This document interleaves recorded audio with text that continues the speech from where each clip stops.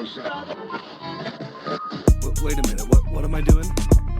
Two men and a what? Two friends from film school, one who graduated, one who did, and they decided to make a podcast. Okay, this has never been done before, right? Okay. This is Matthew and Harrison's Two Men in a Movie. It's not what it sounds like. I just wish I'd get a little kiss afterwards. You probably won't be asked back, but you could ask them. I don't want to ask. I don't want to be presumptuous. I just want her to feel like I've been such a good boy with my dental thing. She gives me. I'm not saying like a deep sexual kiss, just a little peck on the lips, like you're kissing your sister. Ew, no. Welcome to the Two Men in a Movie podcast, where each week one man shows another man a movie he can't believe he hasn't seen. As always, I'm the gingivitis plagued and kiss deprived Matthew Olenchek, your wonderful host. Joined as always by my presumably not kiss starved. I don't know how your teeth are. I could check you like a horse, I guess. Harrison Poole, my wonderful work husband. How are you? I'm doing all right. I would like to think my teeth are okay. I brushed twice. Those gums.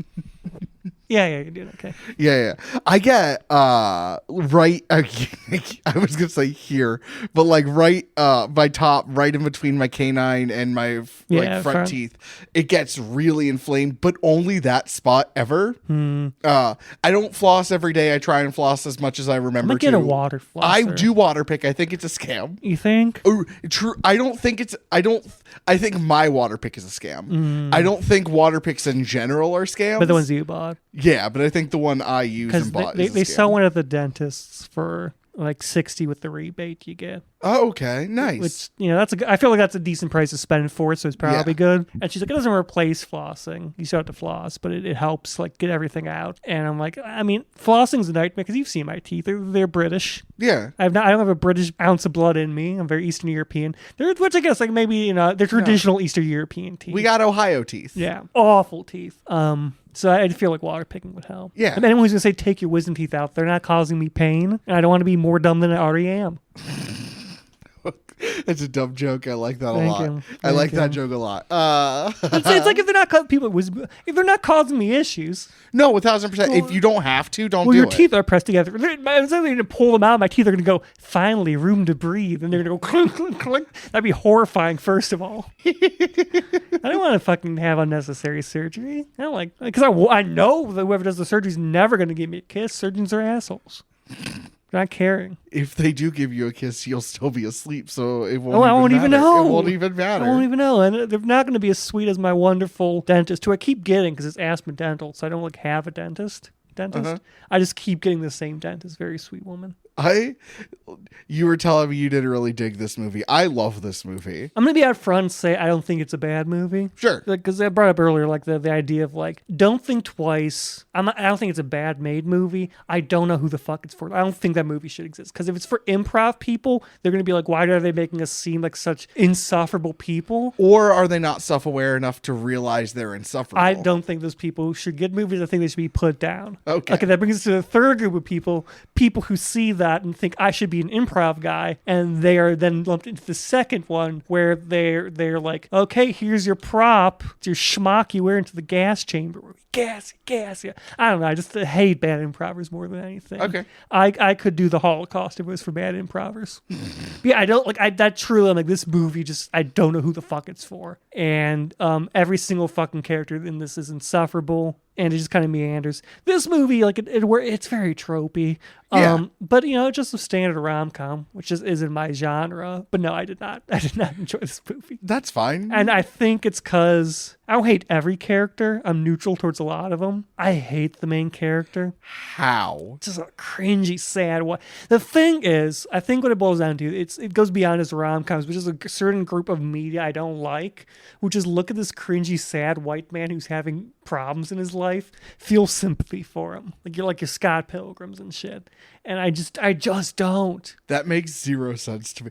Listen, I see him just like sobbing on the floor so loud. People next door hear him, and I'm like, that's cringy as hell. But also, like, it's supposed everything to be. He does in this movie is so like. If he was my friend, and he told me what he did, I'd be like, what the fuck is wrong with you? If he was my friend, and he told me what he did, I would be like, yo, do you need to talk? His only redeeming quality is that he made a comedy-based puppet play. Yes. That's the only The Dracula musical. The Dracula musical is the one thing that I'm like, I hope he becomes a not cringy, terrible white guy, because like this is good. A lot of, not the Hawaii part, but the the premise of the movie, the breakup movie, is like about a real thing that happened to Jason Segel in real life. Did he react like this? I mean, I don't know. Was he living like a fucking slob beforehand? I mean, probably he was like a 23, 24-year-old white dude. Like, it happens. Piece of shit. Okay. I was not eating fucking cereal out of mixing bowls when I was 23, tell you that much. I had proper silverware. No, Awful. genuinely no. That is visionary.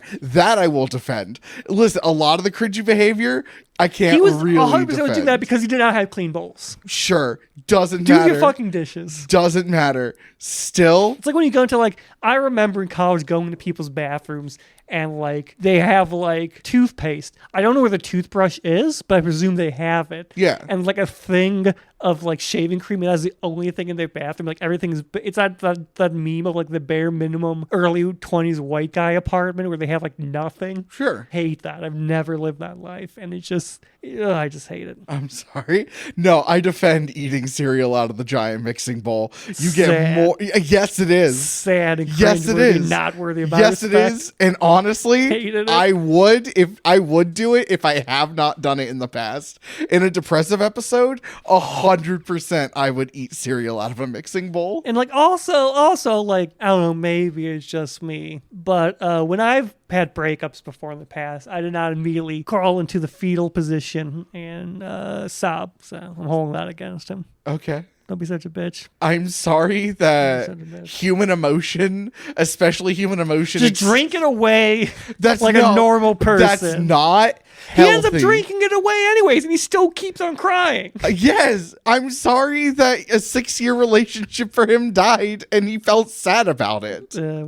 So, I spent a week laying in bed doing nothing, drinking wine. But you know what? Still took my showers and ate my breakfast off a plate. okay. Depression can't take that away from me. I've had people say, you're not depressed, where I was like very clearly depressed. Yeah. Because I'm still taking showers. Sure.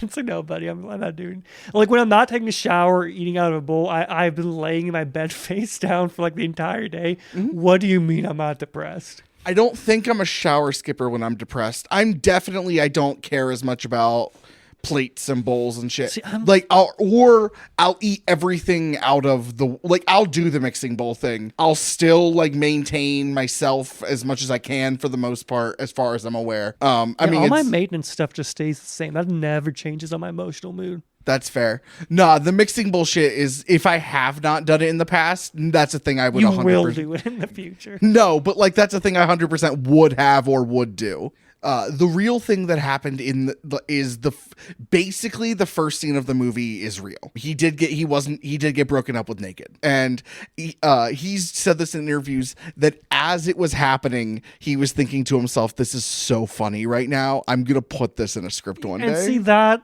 is why I know he handled it better. That's why I know that when it happened, it wasn't as sad, as pitiful as this man. Because if you saw that, so like, I it's don't just know like, if he handled it like well, but I don't.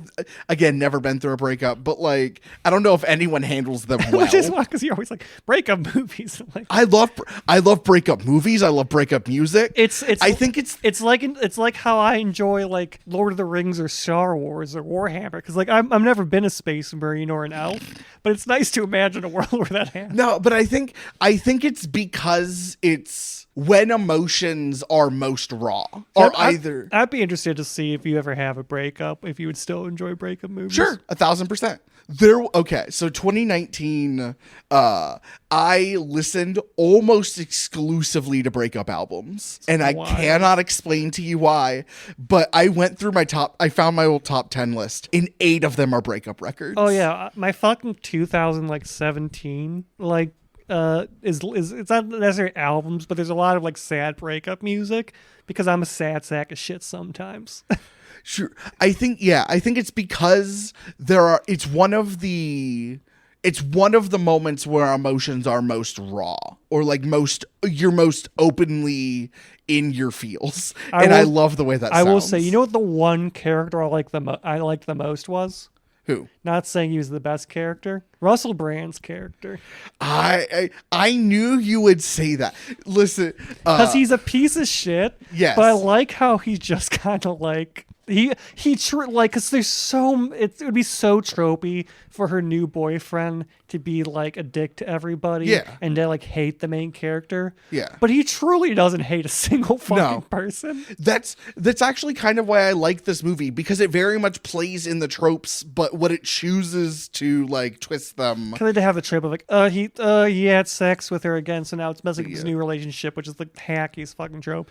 But I like how this guy's 100% like, no, I'm completely cool with you. We should invite him to dinner. Yeah. Like, he's just completely unaffected by anything around him. Two things. One, the idea for this movie outside of the naked breakup is that Jason Segel was sick and tired of going into rom-coms and knowing that the two people on the poster are going to get together in the end. So what happens if you know that they don't get together? Like, what happens if you know that the movie is about a breakup and it's about these two people? And two, I'm not calling you the Aldous Snow character by any means, but when it's the four of them at the dinner table at late when they're all drunk on wine and he's like spills the thing on his shirt, when they talk about sex and sexuality are the exact like conversations and I know I'm a piece of shit. I know that there's too much. No, I'm not calling you're not calling me. I'm calling myself a piece of shit. I look at this character, I'm like, yeah, I do a lot of these things. I understand. Sure. I don't think you're as far as that. No. But the idea of I'm going to stick my dick in anything that moves. And then there's Peter, which is much more my theory of I want to get to know a person. And if you have sex, cool. But at the end of the day, it's the non-importance he places on sex. Yeah. Also, where he's like, heaven spare take my eyes, but spare the shirt is 100% something I would say. Yes, it is. Which is wild because you think that these movies would be like something I would look into. Mm-hmm. I feel like I'm so close to being like the target audience for this. What makes you say that? I'm oft a sad sack of shit. Sure. I'm melancholic in nature. Sure. A lot of this, I did not watch this movie last year. I try to watch this movie at least once a year. That's wild to me. I love this movie. It's Jason Segel, when he wrote this movie and starred in it, is my age now. I think this is the best way for me to put my feelings on this movie. If someone told me that like Don't Think Twice was their favorite movie, I wouldn't question it. I would just think they're a stupid piece of shit. So you tell me that this is your favorite movie doesn't compute to me. Like, it was just such a neutral feeling I have towards the movie. Sure. Edging on negative. That someone's like, this is my favorite movie. I'm like, what? Why? So is it just that you think he's a sad sack and you're annoyed by that? And that it's tropey? Because yes, it's tropey, but I do think it plays on it. Him being a sad sack of shit is really the only thing I feel about this movie. Otherwise, I'm very just kind of on it. I'm so sorry. But the sad sack of shit part is like the one thing that I'm latching onto emotionally. I'm like, oh, like I'm cringing. I'm like, fuck this guy. Like, there's so many. The most I felt in this movie was cringing. There's times where I'd like have to stop a scene and be like, oh god, oh man, this is hard to watch. I don't like watching this guy be this bad. Okay, we're going back in. I think it's I don't. He's a fucking dope. Yeah. I want to rope-a-dope him. So, do we want to do our normal scene by scene, or do we just want to generally talk about the movie? Because I think we'll hit most of the movie just in conversation. The one actual criticism I have about this movie as a movie, which is why I don't want to do scene by scene, is it's too fucking long. You know what? Here's the thing. Basically every movie Judd Apatow touches is too long. I agree with you. But there's just like, and I love this movie. An hour and a half in, I'm like, I'm like, we still have half an hour? We have like 20 minutes. And then he goes back and like, I'm like, we still have 20 minutes? This movie is so it does not need to be this long. I agree with you, and I'm so glad it's this long. Not a joke. Listen, it's too long. You can cut You can cut at 25 minutes out of this movie pretty easily, and it is a tighter, better movie. I was checking the time so often. I'm like, how are we still going? Listen, you're correct, and I agree with you. You could cut out the scene of what's his name not fucking his wife properly, and still like you cut every scene he's in. Yeah, and you could still like cut another 25 minutes on top of it. Probably, yeah, 1,000%. Another point to why Russell Brand's character is slightly sympathetic to me. Right? Again, internally a piece of shit. Not to anyone else, though. Like, I don't know if the movie wants me to hate this guy, because he's not, like, actively a piece of shit to anyone. Like, this guy's like, I can't fuck my wife, and then he shows him how to fuck his wife, and then they're doing happy fine. I think they expect you, I don't know if hate's the wrong word. I think he's just annoying. But, like, I'm gonna go as far to say, I don't think he's even a piece of shit. He just doesn't have morals. Because, like, being a piece of shit to me implies that you're actively, like, being a piece of shit. Where, like, he doesn't really have, like, any negative, like, he's never, like, mean or cruel to anybody. I mean, the shirt thing's just rude, but, like, whatever. Yeah, he's just rude, but I don't know. I think actively having sex with people with genital herpes and not telling them is a piece of shit move. That is his biggest piece of shit move. Yeah, it's a pretty big piece of shit but move. it's really his only one. I forgot about that.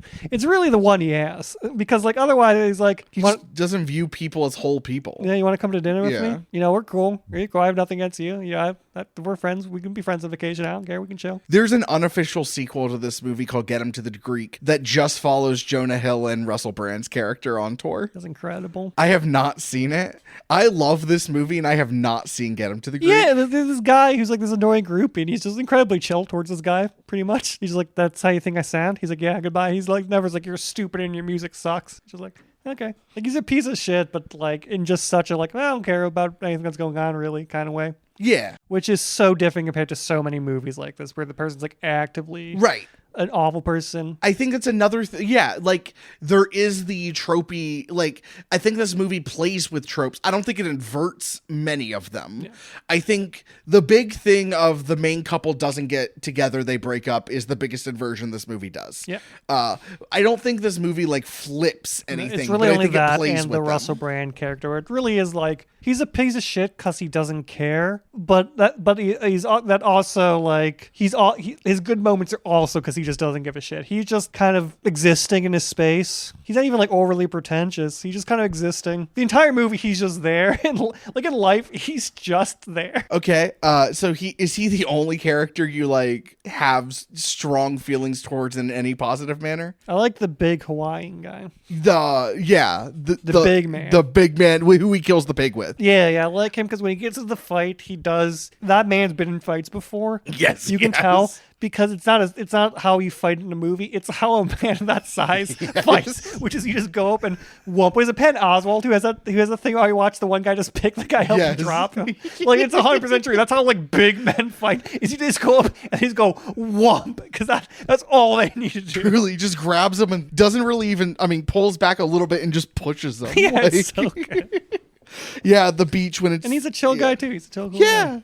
Yeah, dude. I like Mila Kunis's character. Yeah, I mean, I agree. I like this movie a lot. A lot of rom-com I've seen, I just don't like any of the characters. Okay. Either of the characters. What is it about rom-coms that you don't like? What is it, do you think? And it could just be not made for you, but is there like a specific thing? It's not made for me. Like I think a lot of time the humor just doesn't land for me. Sure. Like a lot of the bigger rom-coms, like the humor just doesn't land. Okay. So I don't think they're particularly funny. Like I don't think they're unfunny. I see the jokes organized like good jokes. There's not jokes. I'm like, yeah, I don't know. You know, more like a villains to lovers kind of guy. Sure. I understand. Yeah. Like you know what a good romance movie for me is? What? The underworld movies. Are we bringing that main feed or are we saving that for commentaries? You keep acting like that was ever an option where we are putting underworld front and center. No, I mean all of them. The first one is dedicating obviously a month to Underworld. They're some of my favorite fucking movies. Oh my god. Okay. I'm happy for you. We'll watch it. Like when you were watching this in high school and you're like, this is a foundational film for me, I was watching all the Underworld. I was watching Underworlds, reading fucking like the shitty young adult romance novels where it's like, oh, actually, I'm a reincarnated angel or something like that. Oh, no. Oh, I ate those up. Oh, no. You want to be like, what romance is Matt like? That shit. Oh, it's so fucking good. That hurts. Or like the biker one where they're all like biker angels. Oh, sure. Oh, nice. Eat that up. I think what I like is that the relationship felt like semi-honest. Like as far as like real breakups I've seen people go through where people try and like villainize the other person and it's like it feels semi-honest in that it just feels like a really bad relationship in a very honest way. A bad relationship that lasted half a decade. It's a bad relationship that make me go like I'd be like, ah. There's definitely people I know who've been in long-term relationships that I've been like towards, and this would have been one of them. Yeah, it is a dysfunctional couple. There are a lot of people in my life who I see and I'm like, I'm not going to name names. I think most people are dysfunctional in my life. Okay, what is your definition? Okay, what is your definition of dysfunctional? Has anxiety. That's not. I mean, that's dysfunctional, I guess, but that's barely dysfunctional. I just like I don't know. Like I think that's whether it was like suck it up because he's having a bad time, but it's affecting him so deeply. Where like I am so mentally ill, but I am somewhere more functional than people who should be doing better than I am. And I think that just really colors my perceptions of things. Oh my god! Is the fact that like I am losing my fucking mind genuinely. Yeah. But like I am so much more stable than everyone else in my life. I don't have ups and downs. I'm just bloop. Paint my boys. Paint my wee little men. Do my job. I guess I don't have much tolerance for people. This is on me. I'm not saying that it's a moral failing on their part. I don't have much tolerance for people who let things affect them much because it doesn't affect me much. So I find it annoying when someone curls into a fetal position and starts crying. I don't know what to do when people cry. I truly don't. It makes me deeply uncomfortable. These are the moments when I remember that one, you were an only child, and two, you grew up very, very Catholic. Yeah. You don't really know how to interact with people outside of like, you don't know how to, you'll interact with everyone, but you don't know how to interact on a deep level unless someone like lets you in. And you're very uncomfortable with emotions. Well, period. I can deal with a lot of people having a bad time. It's literally as soon as they start crying, I don't know what to do. Like if they're like not crying but they're expressing like deep depression towards me, I can talk to them with that. That's fine. I can deal with that. But once they start crying, it's like, oh man, talking. Once the talking stops, I don't know how to deal with it. Just be with them. It's not that hard. I think it's because I don't cry very often, so I just don't. Like I can't even be like, how would I like to be? No, sure, but I don't have the ability to put myself in their shoes to like figure out what to do because it's just like, oh god, they're crying. I don't do that. Oh no, I haven't cried in like 5 years. I've cried within the last 5 years. I have not cried many times in the last 5 years. I can tell you how little I cry because I can tell you the exact time I cried. I know the exact time you cried last. I can give you a date which tells you how little I cry because everyone else is like, oh man, I don't know, which implies that there's possibility. Last time I cried, I was watching Clerks 3 in the theaters for the same reason you cried. That's bad. Yeah, that's rough. Yeah. No, because he doesn't get to see how the trilogy I get a ends, bit teary sometimes, but not even teary. Like my eyes water a bit sometimes, but that's about as close as I get to crying. Yeah, so like I don't know, when he just starts sobbing over this breakup, because when I had my worst breakup, I just kind of turned on my side after laying down and didn't move for like 24 hours. So silently. It truly is you're just uncomfortable with extreme emotion, or is it truly solely crying? I think it's solely crying. That's so weird. It's just not in my toolbox, so I don't know what to do with it. So weird. Like they might as well be speaking in tongues, and I'm like, I don't know how to interface or interact with this. Jesus Christ. All right, we've barely talked about the movie. It's a pitiful weak state. I don't like seeing people in pitiful weak states generally. We've barely talked about the movie, so we have one of two options. Either we start talking about the movie, or we talk about like the 2 or 3 more scenes that matter. Yeah, let's talk about the scenes to see how long And then it we gets just us. go from there. Yeah. Okay. We can probably patch in some bits elsewhere. I don't even know if I want to patch in bits as much as like, let's finish the movie and then go the conversation. Yeah. It's just like, okay. When he gets moved to, nope, that's not the scene I want to talk about. The scene I want to talk about is the weird reconciliation, like pseudo sex scene, but like, I don't even know how to describe that. Like, it's weird, awkward, clunky. She's upset that Aldous is leaving for London and just like up and left. He goes to comfort her. They have bad move. Do you think his intentions were pure in the beginning? And do you think I think his intentions are pure in the beginning, but he's weak. Me too. He's a weak I truly think that's what it was. I'm sorry that if I'm currently pursuing a relationship with Mila Kunis, Kirsten Bell cannot sway me. Yeah, Aldous is and leaving. To take it away from just physical attractiveness, you can't sway me from this fun island lady. Yes. She's just a better choice. That's kind of the point, is that it's a relationship that works better with their personality versus a relationship that isn't going to work. But I also think that he needed like his first long-term adult relationship and that true break, like to be ready for. Well, yeah, he doesn't have to go fucking back to it. What? I don't think you need to go back to it for a bit to have that break. I don't think in real life, the real character, like, I mean, a real person would not. Would I go back? Movie, you structurally need something. Would I go back to comfort my ex? I would go with the assumption we're going to fuck though. Like I would not be like, I'm not going to fuck them, because that's a fool's errand. If I'm not willing to fuck my ex, I am not going to comfort them. What? That makes zero. You wouldn't just comfort someone because they're sad and you love them? I would. I mean, with an ex, it's always complicated, isn't it? Love. Whether romantic aside, you probably still deeply love for a while. I would deeply go love to this comfort person. them, but I wouldn't be like, sex is not going to be an option. I wouldn't exist where I'm like, we're not going to fuck. I'm over her. This is just okay. This is just a thing I'll never understand. But, well, look, he goes and fucks her because he was always that temptation. You go like to your ex in a vulnerable spot where you're vulnerable, you're not quite over it, she's not quite over it. If you go there and you don't have the mindset where like we might end up fucking, you are a fool. If you're not operating that, because then if you think that, then you're like, I shouldn't do that because I'm trying to make this thing work with this woman. It's called being aware of your flaws and weaknesses. I mostly agree.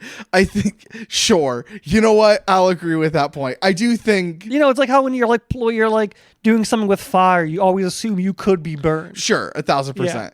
But I'm not saying you're going in with your dick hard, ready to fuck. I'm just saying you acknowledge the fact that you might fuck. That is a possibility that might happen. And so, is that something you're okay with happening? Fair enough. Especially this short, like maybe like years after, I wouldn't go in with that assumption. But like a month after, this close, yeah. But yeah, he goes to comfort her. She's like, I made a mistake, and starts kissing him. He starts kissing her, and it's like they start hooking up again. It really is. You haven't had a lot of breakups, which is not a situation you've been in. When I broke up with my ex, she came over to break up with me. She started to break up with me. We had sex. She finished breaking up with me.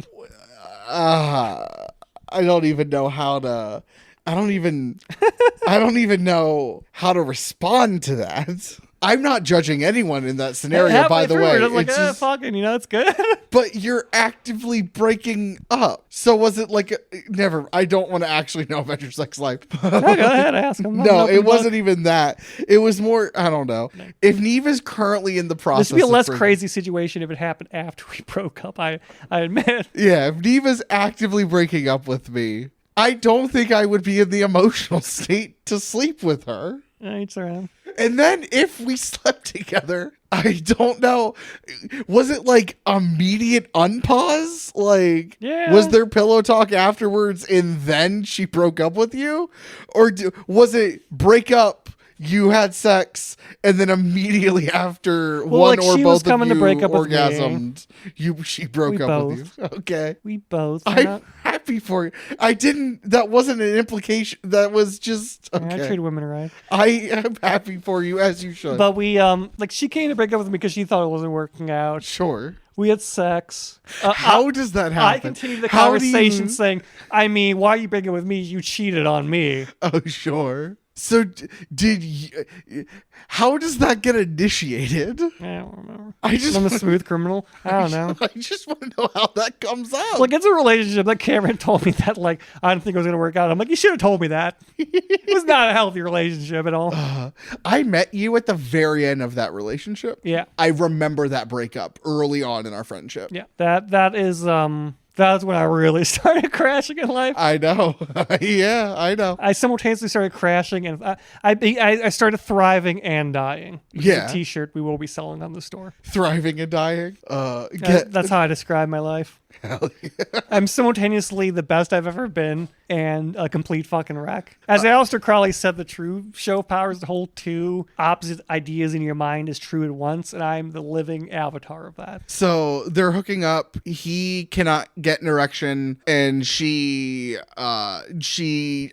performs oral sex for 10 to 15 seconds maximum on him, and he still cannot get an erection, and he realizes that he's not in like the mental capacity for this relationship. It was like this should not happen, and so he leaves. You gotta trust the dick. Yeah, he should have been out as soon as he realized he wasn't hard. Fellas, if she has to make you, if you have to become hard, she's not the one. I'm sorry, that's just how it is. If you're in that situation and you're not ready to go, don't fuck. Okay, there are factors. There's medication. There's depression in general affects whatever.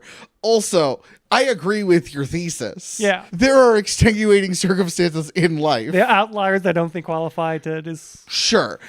But I think denying outliers that exist, do you think they're the exceptions that prove the rule? Yeah. Okay. I've never fucked a woman who I had to become hard for, and I've been happy with my choices. If she ain't making you horny, don't fuck her. Why would you fuck someone that doesn't make you horny? See, I get that thesis. It's the same thesis. I just dick hard, horny. What are you talking about? First off, dick hard, you're horny. That's not always true. You're just horny all the time. Yeah. Some of us are horny for very specific moments and then not horny most of the time. I am almost perpetually down to fuck. I'm aware. But I'm a passionate man. But he tells Mila Kunis everything that happened, and she tells him to leave, to get the fuck out of her face. Like, do not contact her. Yeah, he didn't follow my rules. So according to your rules, when does it stop? There's at least two stop gaps, which is, am I ready to fuck my ex if I go back to counselor? No, because I'm trying to be with Mila Kunis. Sure. I'm not going. Sure. Gets there. I'm not hard. Wait. Leaves. You think entering the hotel room not hard?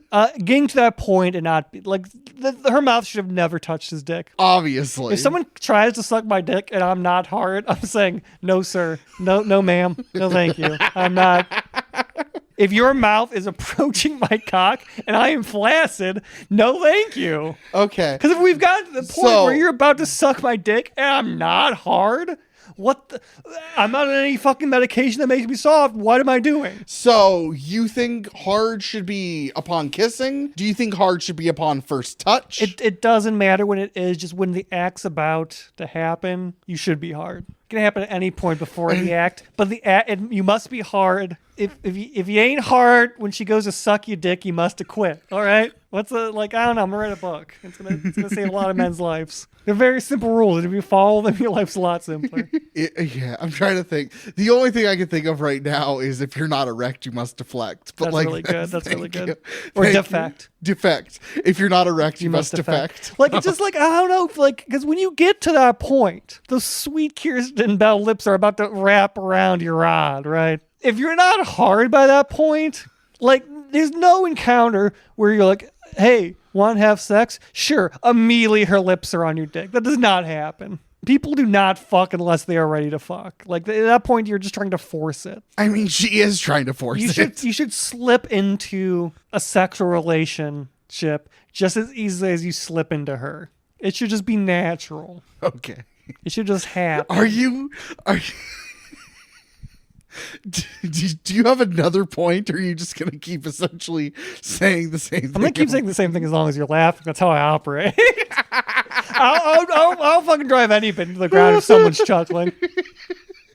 You know what? I respect that. It's why I kept singing the frog fucking song really loud at work, despite the fact everyone else wanted to kill me. You and so I just kept getting you going. You and That's all I just needed kept to do. going. Yeah. I love that. The unicorn, the Lucky Charms unicorn. So bettable because fellas at home. Inside my work locker when I worked with Harrison cooking was a picture of him and a picture of a unicorn we both wanted to fuck. To which his lovely lady said, "I am not being the fourth wheel." But she essentially tells him, like, never contact me, like, go away, I never want to see you again.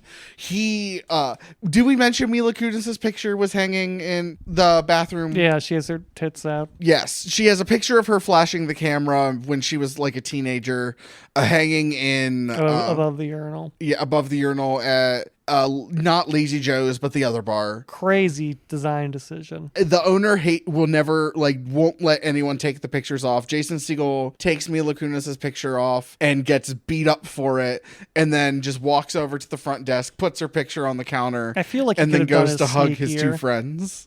What? I feel like you could have done it sneakier. I mean, yeah, probably. But like, for the movie to work, you need it to be this like ultimate struggle. It's not that you could just take it off and walk out really quick. And in the real world, yes, but in movie logic, structurally you need it to be like this big moment of like I'm not even trying to bed you right now. I just want to let you know that I meant what I said. Like, I do care for you, and I'm willing to like take this. I think you could show that without. I don't think a man's worth is determined by if he's willing to take a beating by a woman. I agree. I think you could just set it down, and the meaning would still be there. I think for the movie to work, you need him to get beat up. Nah. Because you need him to go to his his bartender buddy and the big Hawaiian buddy. And that same scene, and the bartender like gives Mila Kunis a like, for shame look. I think maybe I don't know, he could be pissed on taking it down. But yeah, he leaves the island. He gives her the invitation to his Dracula musical because for a minute when he's back home, he's in his self-loathing phase, and then eventually he gets better and he improves himself, and then is like, I'm gonna get to work.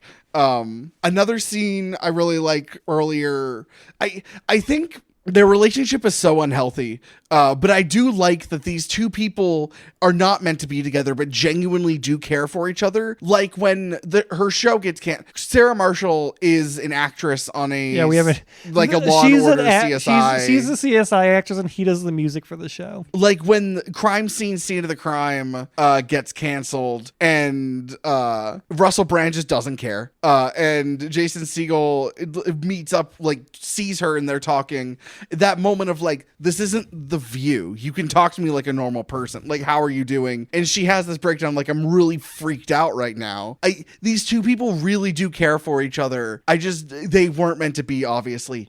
Do you think they remain friends? No. I'm not as strong now, but no. Do you think it's possible to remain friends with an ex? Because I know some people who don't, and I think that's weird. I'm not sure I ever personally could. Is there a reason behind that? I don't know. It's complicated. So I don't know. I don't. As free as I am to fuck, I am rare to fall in love. So I think that it'd be a toll on my mental health. The only situation in which I wouldn't want the relationship to keep going is if they fucked me over, and then I wouldn't want to be their friend. Or rather, the best way to put it is, there's no situation where I want to be their friend where I don't want to be back. Where I am. Like, I don't want that relationship to be back together. Maybe years later? Like, you both have had enough. I would have to move on, and that takes me quite some time. And you think you could reconnect? Maybe. I don't think so. I'm just saying that's a possibility in which it would happen. Okay. I don't know. Again, you can speak from no experience. I can speak from no experience. I don't know. I would like to believe that Neve and I would be. Like, I don't know. We were, like, really close friends first. So like, yeah, but the relationships change that. It can, sure. It does. I mean, maybe not to a huge extent, but being in a relationship changes your relationship with them from that point forward. Whether or not you're in that relationship, it's not just a little state you're in for a bit. It's a whole restructuring of your connection with this person. I'm not denying that. I thought you meant like being in a relationship restructures the entire, like the idea of the friendship. And I don't know if I necessarily believe. No, it adds more complicated layers onto it. Because, like, although I'm 100% one of those people that say, platonic relationships are just as important as romantic relationships. Yes. Romantic relationships are more complex. I don't know if I agree with that, but again, like, I have one to speak of. Not like an overly way but like there is, like, I don't know, more owed, more put in, more. It's a certain sense of vulnerability I don't think you get from platonic relationships. It's why generally losing a friend hurts less than, like, a breakup. Because when you have a serious relationship going on, your lives become intertwined in a way that's much more, not deeper, what's the word I'm looking for? Intertwined, just to repeat myself, than a platonic relationship. Like, I have tons of very close friends, but our lives are not as, like, mushed together as if you're in a relationship with someone. Sure. I'll use us as an example. I view this relationship to be like as deep and as complex as my romantic relationship in an entirely different way. But like, that's why Geneva said she didn't want to be a fourth wheel to sure. But like, I don't know. Like, if we stopped being friends, I would feel it. I think I would feel it like a breakup. I think you mentioned earlier it's a vulnerability thing. I guess it's because, like, I don't think that, like, you give up your own life when you're in a relationship. Like, oh, now you're sharing one life. But there is now, like, a third life there, 1,000%. And that's something that doesn't exist to that extent. Like, if we lived together, I couldn't file my taxes with you on them. Sure. I mean, yeah, we don't file our taxes on each other anyway, but I do get what you're saying. Like, there's just deeper as in the sense of depth things where, like, they tend to get to, they are present in your life at a level, not necessarily emotionally, but just like if your life was a physical construct, deeper. Because, like, I don't know, like, there's tons of things that, like, you worry about or about or you deal with your significant other that you'll care about if your friends are going through these things, but you're not as engaged with it, I think it varies the level of friend, but I do understand what you're saying. And also, I'm not saying that this is the same as my romantic relationship. It is obviously not. It is. We all know it. Okay. We all know it is. Like, don't, Geneva, stop listening. We all know it is. Okay, you don't gotta deny it. No, I'm in a safe space right now. Okay, yeah. They thought we were gay together. They did. They did for a long time. Yeah. Multiple people thought we were a homosexual couple. And not like the passing, like, we're at a table together at a restaurant and they give us one bill. Like, they thought that we were, like, a committed relationship. Yes, they did. To the point where we both had to tell people, like, multiple people, that I'm in a relationship with Geneva. Yeah. And it makes sense the moment they saw the two of us together. It was like, oh, okay. Like, obviously. Yeah. I don't know. There are like, I guess like there's like 3 or 4 like truly. I think it's because a relationship's a unit. When you're with a friend, you don't meld together as much. But it's proven that, like, when you're, like, in a long-term relationship with each other, you start mixing a bit. Yeah, 1,000%. And that doesn't really happen with long-term friendships as much to that level. Sure. Not necessarily that there's a deeper connection, but there's definitely more going through. Sure. And especially more of the more inconsequential stuff. Okay, I can get behind that. I also, I'm not saying platonic relationships and romantic relationships are the same thing. Like, obviously, I think it is a vulnerability thing, but I also think that you can't, if you're only truly vulnerable with one person, that's a sad life. But, like, I'm truly deeply vulnerable with a handful of people, to the point where when I was truly deeply vulnerable with a person who will not be named, and like our relationship fell apart, like, I reacted in many ways, like, from my friends and family, like it was a breakup. Like, they said it was like, no, you're going through a breakup right now, just not, like, it's just not romantic. And I think it kind of, like, that's exception that proves the rule, because that's not something that's commonly seen. Okay. I think that's why it was remarked upon. If it wasn't unique, everyone's like, oh yeah, he lost a friend, but they're like, oh, you're dealing with this like it's a breakup. So you kind of mesh you mesh together more.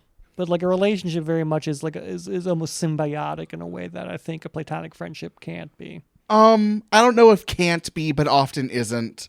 I do think if you don't live together, it can't be. Yeah.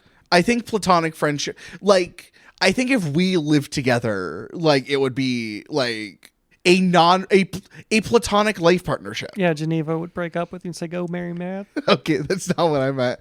But no, and I'm just saying that's what would happen. She knew she Maybe. couldn't compete anymore. I don't know. Honestly, we've barely talked about the movie. Just know I love this movie. This feels like a good note to like really end on. Yeah. The fact that if we were to live together and destroy your relationship. No, but like the nature of like platonic and romantic and complexities of human like emotion. I don't know. I like this movie a lot. Results may vary. I recommend this movie to everyone, but at the same time, I totally understand if you don't like it. Do you have any final thoughts? I have largely indifferent towards this movie. Okay. Do you want to do socials? Yeah, I'll do socials. So you can find us on Instagram at Two Men Movie Podcast, which is the same as our email at Gmail, that you can send us fun letters. Perhaps some of your personal Harrison/Matthew fanfic. If you send us any fanfic, I will read it on air. If you send us fanfic, that will be the intro of an episode. Yeah, I will. And look, I'm not putting any. I'm putting absolutely no barriers in entry to there. I will read us fucking on air. I will listen to you read us fucking on air. I know some people who are in celebrity things find it weird that like, oh, they're having me fuck people that are my friends. I'm 100%. I had a friend tell me a dream they had of me fucking another friend. It did not faze me. Like, if you think of me fucking someone, that makes me happy. So that's Two Men Movie Podcast at gmail.com for all your Harrison/Matthew fanfic tags. Deep anal penetration. You can also find our YouTube at Two Men and a Movie Podcast. That is the only one where it's different. Anywhere else, if you're trying to find us, just search Two Men Movie Podcast. You'll find us if we exist. And Spotify and like on official podcast platforms, we are Two Men and a Movie. No, on Spotify, I think the link's Two Men Movie Podcast. I could be wrong. Oh, I don't know. Spotify doesn't matter because you put whatever, it's going to come up because it has like 3 different search terms. It's like our host name, our actual podcast fair name. enough. It's like on Instagram too, where like I think it's like the name's Two Men and a Movie. I don't know. You can find me at Midwest_Magician, where you can see my fun adventures as I journey further and further into my 30s. You can follow me on Instagram and TikTok at harrisonpool.com. That's Still pushing the TikTok. Yeah, POOLEDOTCOM, harrisonpool.com. If you want to watch a stand-up comedian try and navigate the end of his 20s, that would be awesome. But yeah, thank you so much to Tristan Hostetter for our theme music. Thank you guys for listening. I think that's it. Yeah, hugs and kisses. This is Matthew and Harrison's Two Men in a Movie. It's not what it sounds like.